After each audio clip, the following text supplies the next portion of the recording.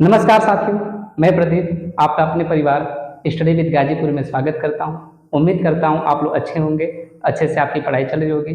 आज हम लोग इस वीडियो में कक्षा 12 का फिजिक्स शुरू करने वाले हैं। ठीक है, इसमें हम पहले लेसन से स्टार्ट करते हैं। पहला लेसन कूलाम का नियम तथा वैद्युत क्षेत्र, coulombs law and electric field के बारे में हम लोग पढ़ने वाले हैं। इसमें आइए देखते हैं क्या क्या चीज़ें हैं, क्या क्या आपको पढ़ना है। ठीक है, देखिए पहला हेडिंग इसमें वैद्युत आवेश, इंग्लिश में से कहते हैं इलेक्ट्रिक चार्ज।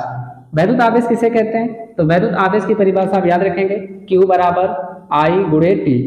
Q बराबर आई गुणे टी। आई है धारा, टी है समय।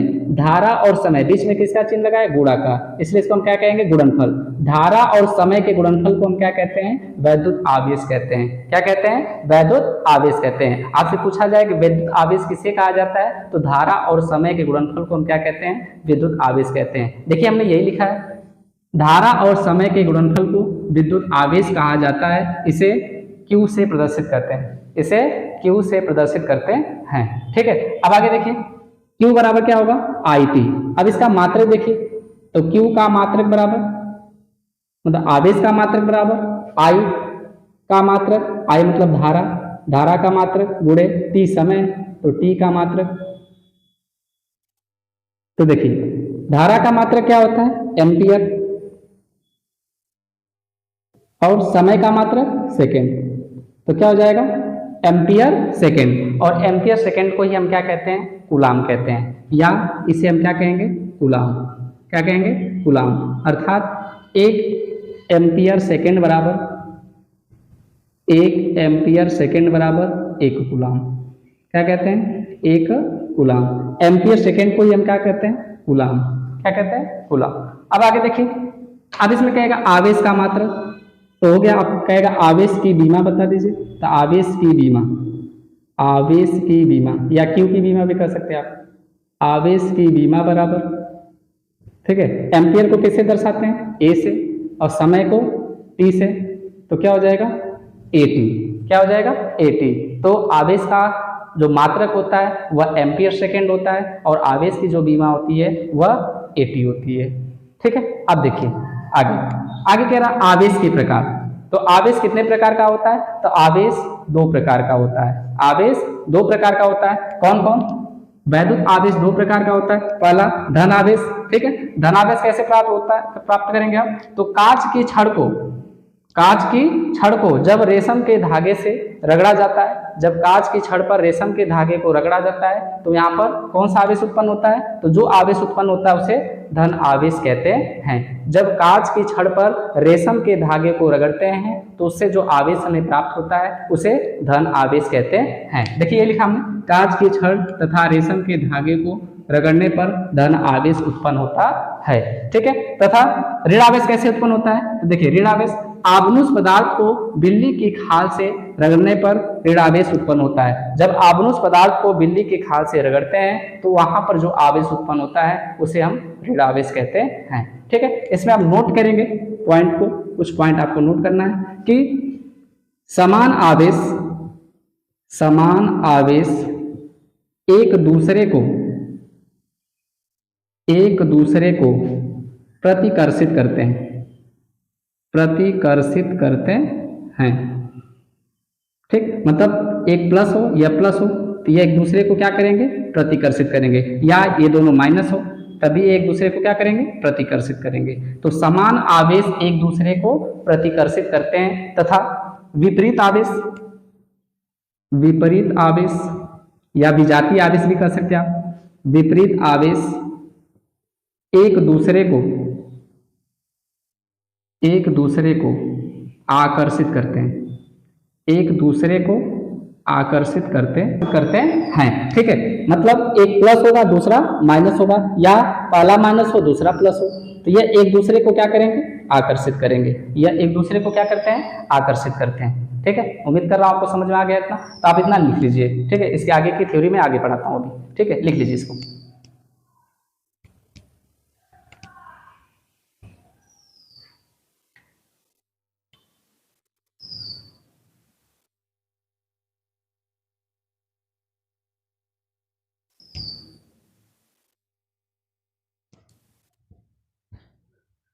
चलिए इसकी नेक्स्ट थ्योरी देखते हैं, इलेक्ट्रॉन सिद्धांत। इलेक्ट्रॉन सिद्धांत, इलेक्ट्रॉन सिद्धांत किसे कहते हैं? परमाणु कहते हैं। इस संसार का प्रत्येक पदार्थ या समस्त पदार्थ छोटे छोटे कणों से मिलकर बना है, जिसे परमाणु कहते हैं। और परमाणु का समस्त द्रव्यमान उसके केंद्र पर कार्य करता है, जिसे नाभिक कहते हैं। और नाभिक की संरचना प्रोटॉनों और न्यूट्रॉनों के मिलने से होती है। प्रोटॉन पर धन आवेश होता है तथा न्यूट्रॉन आवेशहीन होता है या उस पर कोई आवेश नहीं होता है, अर्थात विद्युत उदासीन होता है।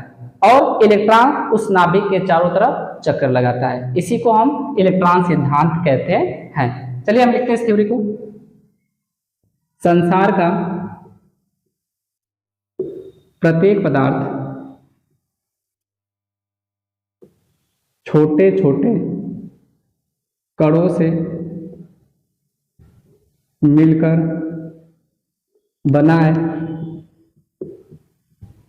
जिसे परमाणु कहते हैं, जिसे परमाणु कहते हैं। तथा परमाणु का समस्त द्रव्यमान उसके केंद्र पर, किसके? परमाणु के केंद्र पर, उसके केंद्र पर कार्य करता है, जिसे नाभिक कहते हैं, जिसे नाभिक कहते हैं। और नाभिक की संरचना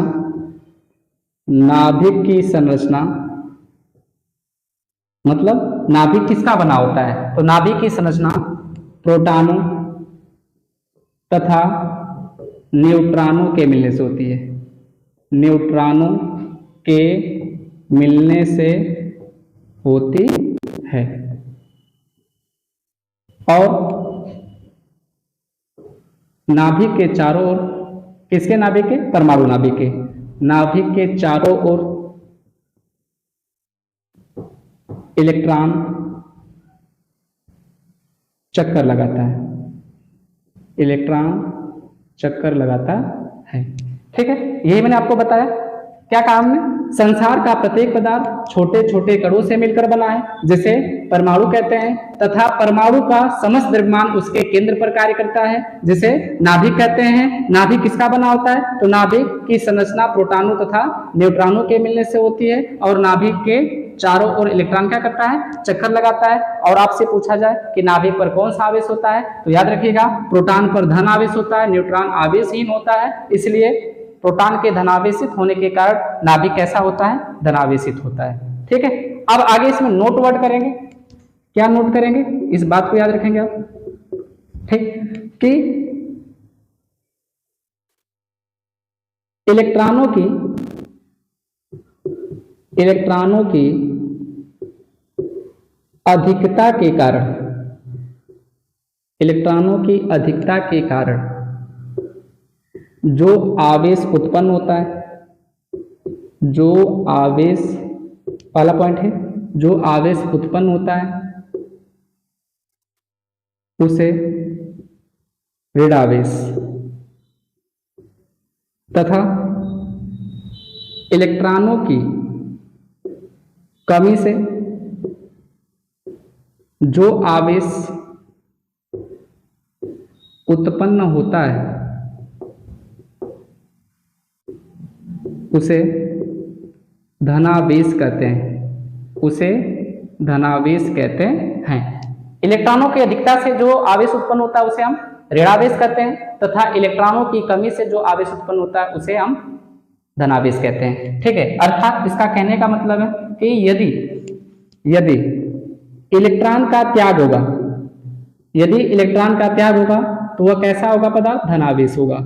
यदि इलेक्ट्रॉन ग्रहण करेगा तो वह कैसा होगा? ऋणावेश होगा। ठीक है, तो इलेक्ट्रॉन का त्याग करने का अर्थ है इलेक्ट्रॉनों की कमी, और इलेक्ट्रॉन ग्रहण करने का अर्थ है इलेक्ट्रॉनों की अधिकता। इतना बात समझ में आ गई? लिख लीजिए इसे। ठीक है, यही एक पॉइंट याद रखना, यह सिद्धांत 1750 ईस्वी में, ठीक है। इसमें एक पॉइंट और याद कर लेना कि यह सिद्धांत सन 1750 ईस्वी में फ्रैंकलिन ने दी थी। किसने दी थी? फ्रैंकलिन ने दी थी। ठीक है, इतना बात समझ में आया? लिख लीजिए इसको।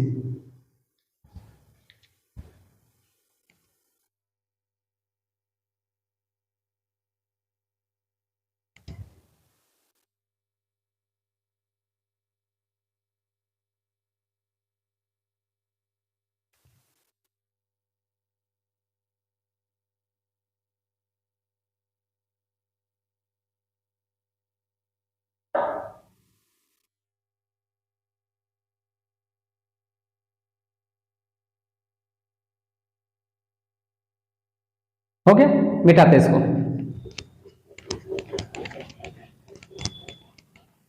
नेक्स्ट हेडिंग है घर्षण द्वारा आवेशन का स्पष्टीकरण। घर्षण द्वारा आवेशन को हम कैसे स्पष्ट करेंगे? देखिए सुनिए, पहला पॉइंट कह रहा है कि जब कांच की छड़ को, ये किसकी छड़ है? कांच की छड़ है। कांच की छड़ को जब रेशम के धागे से रगड़ा जाता है, तो जब कांच की छड़ को रेशम के धागे से रगड़ा जाता है तो कौन सा आवेश उत्पन्न होता है? इस थ्योरी को ही समझाना आपको। ठीक, तो जब कांच की छड़ को रेशम के धागे से रगड़ा जाता है तो कांच से कुछ इलेक्ट्रॉन निकलकर रेशम के धागे पर चला जाता है। कांच से कुछ इलेक्ट्रॉन निकलकर रेशम के धागे पे चला जाता है। और अभी हमने थ्योरी समझाया आपको कि यदि इलेक्ट्रॉन का त्याग होगा तो कौन सा आवेश उत्पन्न होगा? धनावेश। और इलेक्ट्रॉन ग्रहण होगा या इलेक्ट्रॉन ग्रहण करेगा तो कौन सा आवेश? ऋणावेश। कौन सा आवेश? ऋणावेश होगा। तो देखिए यहाँ पर कांच की छड़ क्या कर रहा है? इलेक्ट्रॉन का त्याग कर रहा है और रेशम का धागा जो है वह इलेक्ट्रॉन ग्रहण कर रहा है। तो कांच कैसा हो जाएगा? कांच इलेक्ट्रॉन त्याग कर रहा है इसलिए यह धनावेशित हो जाएगा और रेशम का धागा इलेक्ट्रॉन ग्रहण कर रहा है इसलिए ऋणावेशित हो जाएगा। क्या हो जाएगा? ऋणावेश हो जाएगा या ऋणावेशित हो जाता है। ठीक है, कांच की छड़ इलेक्ट्रॉन का त्याग कर रही है इसलिए यह धनावेशित हो जाएगी और यह इलेक्ट्रॉन ग्रहण कर रहा है इसलिए यह ऋणावेशित हो जाएगी। ठीक है, इस थ्योरी को हम लिखेंगे कैसे? इस थ्योरी को हम इस तरह लिख सकते हैं। ठीक है, इसको हम मिटा देंगे। जब कांच की छड़ को रेशम के धागे से रगड़ा जाता है, रगड़ने का मतलब घर्षण किया जाता है, रगड़ा जाता है, तो कांच की छड़ से इलेक्ट्रॉन निकल कर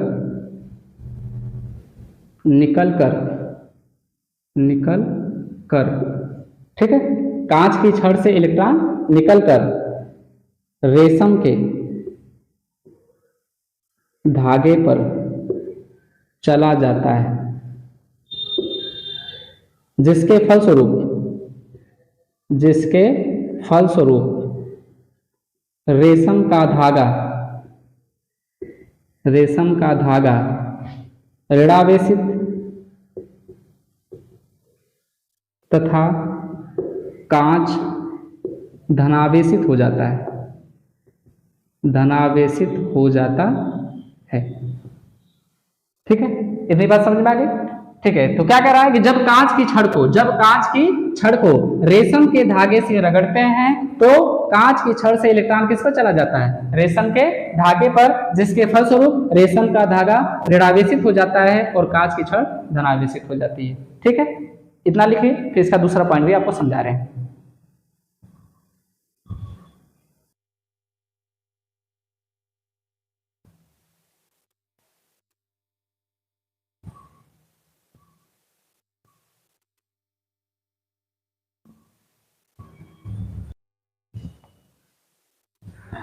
चलिए, हो गया, इसको मिटाते हैं। अब देखिए दूसरा पॉइंट इसका क्या कह रहा है कि दूसरे पॉइंट में कह रहा है कि जब आबनूस पदार्थ को, यह क्या हो गया? आबनूस, कि जब आबनूस पदार्थ को बिल्ली की खाल से, यह मान लेते हैं बिल्ली की खाल होगी, यह हो गई बिल्ली की खाल, तो जब आबनूस को बिल्ली की खाल से रगड़ते हैं तो आबनूस से इलेक्ट्रॉन निकलकर कहां चला जाता है? बिल्ली की खाल पर चला जाता है। फिर से एक बार सुनिए कि जब आबनूस को बिल्ली की खाल से रगड़ा जाता है तो आबनूस से इलेक्ट्रॉन निकलकर बिल्ली की खाल पर चला जाता है। तो कौन इलेक्ट्रॉन यहाँ पर त्याग कर रहा है? आबनूस। तो जो इलेक्ट्रॉन त्याग करता है वह क्या होता है? धनावेशित हो जाता है, और जो इलेक्ट्रॉन ग्रहण करता है वह ऋणावेशित हो जाता है। ठीक है, तो अब इसे लिखोगे कैसे? तो सुनो, इस तरह लिखना है। दूसरा पॉइंट कि जब बिल्ली की खाल को आबनूस से रगड़ा जाता है तो आबनूस से इलेक्ट्रॉन निकलकर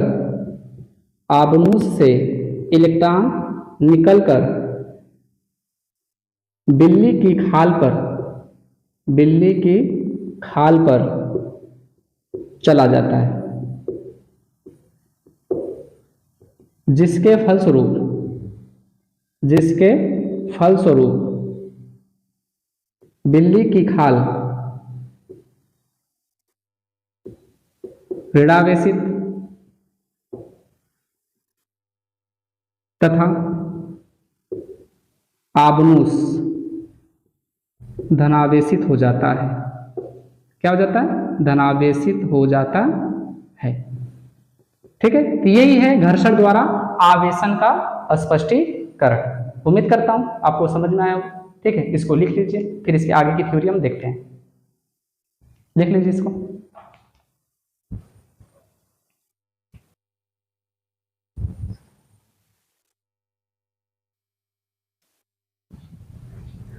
हो गया, अब इसको मिटाते हैं। ठीक है, अब इसका नेक्स्ट हेडिंग है कूलाम का नियम। कूलाम का नियम। तो कूलाम का नियम किसे कहते हैं? सुनिए, सन 1785 ईस्वी में फ्रांसीसी वैज्ञानिक, कौन से वैज्ञानिक? फ्रांसीसी वैज्ञानिक। सन 1785 ईस्वी में फ्रांसीसी वैज्ञानिक कूलाम ने अपने प्रयोगों के आधार पर दो बिंदु आवेशों के मध्य लगने वाले बल के मध्य संबंध स्थापित किया, जिसे कूलाम का नियम कहते हैं।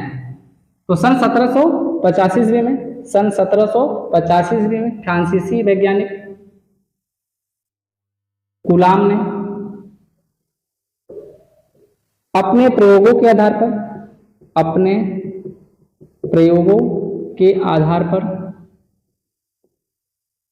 दो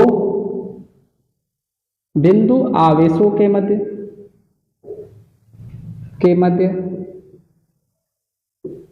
वाले बल के मध्य संबंध स्थापित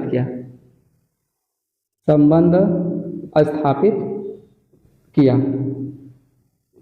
जिसे कूलाम का नियम कहते हैं। जिसे क्या कहते हैं हम? कूलाम का नियम कहते हैं। सन 1785 ईस्वी में फ्रांसीसी वैज्ञानिक कूलाम ने दो आवेशों के मध्य लगने वाले बल के बारे में हमें बताया, जिसे कूलाम का नियम कहते हैं। यह नियम क्या है? तो यह नियम जैसे गुरुत्वाकर्षण बल 11 में आपने पढ़ा था, क्या था कि दो पिंडों के मध्य लगने वाला आकर्षण बल उन पिंडों के द्रव्यमानों के गुणनफल के क्या होता है? अनुक्रमानुपाती होता है, और उनके बीच की दूरी के क्या होता है? वर्ग के व्युत्क्रमानुपाती होता है। ठीक है, तो जहां पे द्रव्यमान है ना, वहां पर हमें क्या लेके चलना है? बिंदु आवेश को। ठीक है, और सेम प्रक्रिया इसी तरह सूत्रों को ज्ञात करना है। ठीक है, तो लिखते हैं कि दो बिंदु आवेश मान लेते हैं, इसका नाम Q1 है, इसका नाम Q2 है।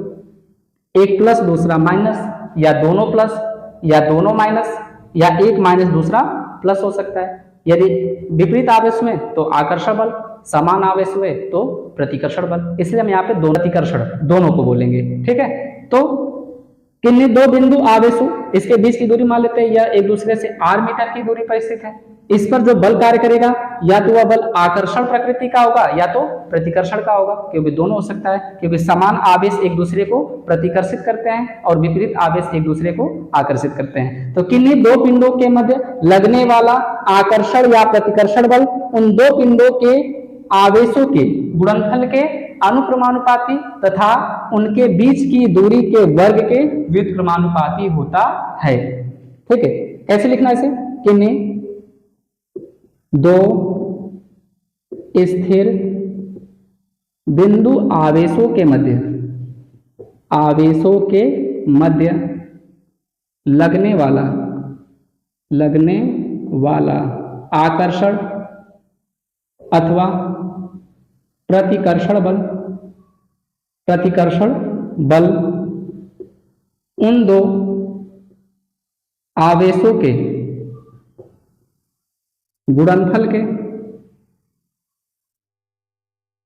अनुक्रमानुपाती, जिसे इंग्लिश में डायरेक्टली प्रोपोर्शनल कहा जाता है, डायरेक्टली प्रोपोर्शनल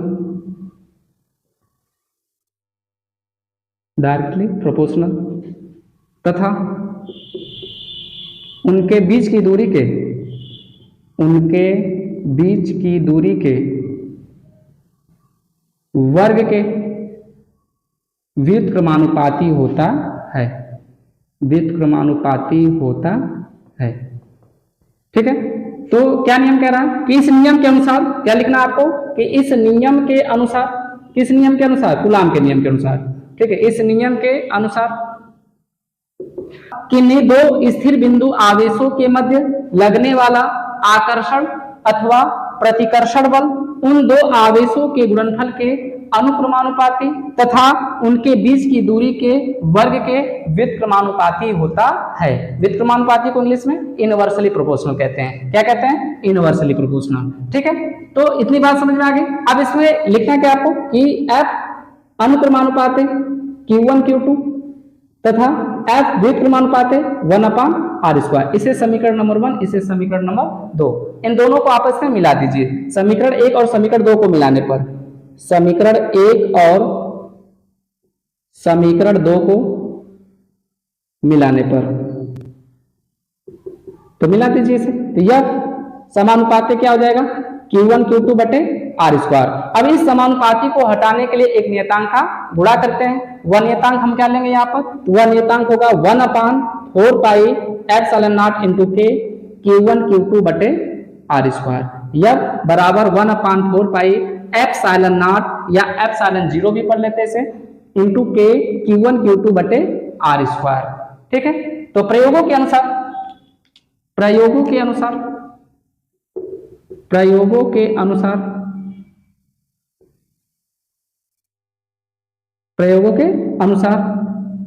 निर्वात अथवा वायु के लिए K का मान क्या होता है? 1। प्रयोगों के अनुसार निर्वात अथवा वायु के लिए K का मान हम क्या लिखते हैं? 1 लिखते हैं। ठीक है, इतना लिख लीजिए। इसके आगे की थ्योरी हम आपको लिखवा रहे हैं।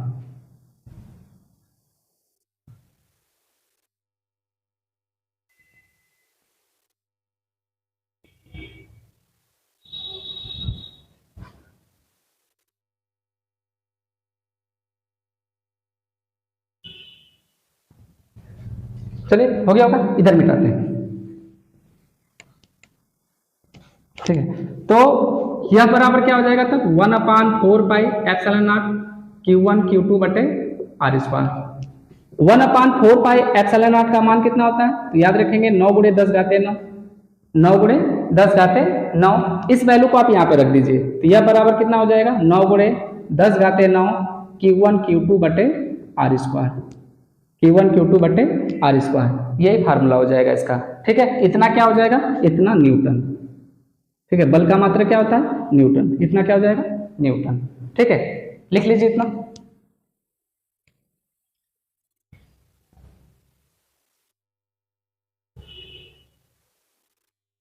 अब देखेंगे इसमें वैद्युतशीलता एप्सिलॉन नॉट को हम क्या कहते हैं?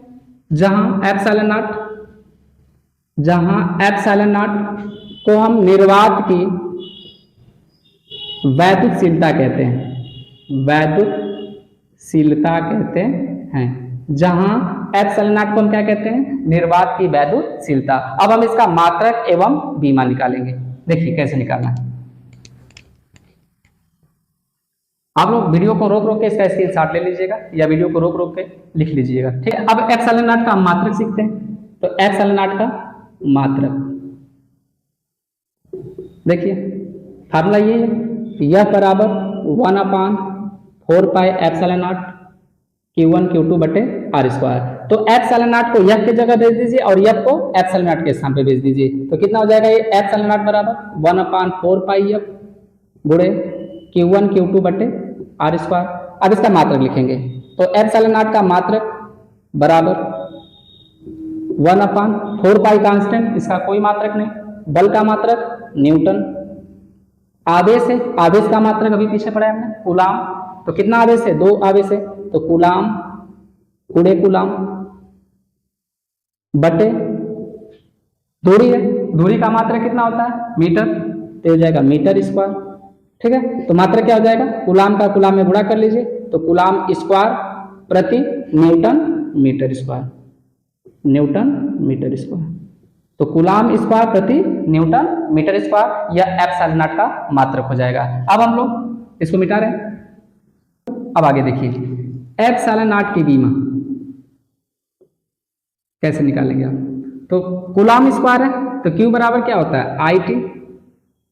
तो धारा को किस में मापते हैं हम, एम्पियर में, और समय को सेकेंड में। तो आवेश की बीमा क्या हो जाएगी AT। तो कूलाम स्क्वायर है, तो आप क्या कर दीजिए, इसका AT का स्क्वायर कर दीजिए बटे न्यूटन है, तो यह बराबर MA। द्रव्यमान को किससे दर्शाते हैं, कैपिटल M से। और त्वरण होता है, तो त्वरण की बीमा LT के पावर -2 मीटर प्रति सेकेंड स्क्वायर। तो ये हो जाएगा MLT के पावर -2 हो जाएगा। और आगे देखिए मीटर स्क्वायर है, तो अब मीटर स्क्वायर कर दीजिए, L स्क्वायर हो जाएगा। ठीक है, तो यह एप्सिलॉन नॉट का मात्रक हो गया। अब इसकी बीमा देखिए आगे कैसे निकालेंगे। तो m के पावर कितना घात होगा, ऊपर जाए, पहले इसका गुणा कर लीजिए आप, तो हो जाएगा ये A स्क्वायर T स्क्वायर हो जाएगा ऊपर, नीचे हो जाएगा m, यल पे यहाँ पर 1 घात है, यहाँ पे 2 घात है, गुणा करेंगे तो घात जुड़ जाएगी। तो यल पे 1 घात 2 घात कितना हो जाएगा, यल पे 3 घात, T के पावर -2 घात हो जाएगा। ठीक है, अब इस घात को ऊपर लेके जाइए, m पे 1 घात है, ऊपर जाएगा तो कितना हो जाएगा -1 घात हो जाएगा। यल पे 3 घात है, ऊपर जाएगा तो -3 घात, और T को ऊपर ले जाएंगे तो प्लस T पे 2 घात होगा, और T पे 2 घात या T पे या 2 घात, गुणा करेंगे तो जुड़ जाएगा, 2 2 कितना हो जाएगा 4, और A स्क्वायर हो जाएगा। ठीक है, तो एप्सिलॉन नॉट की बीमा क्या हो जाएगी, m के पावर -1, L के पावर -3, T के पावर 4 और A के पावर 2 घात हो जाएगी। समझ में आया।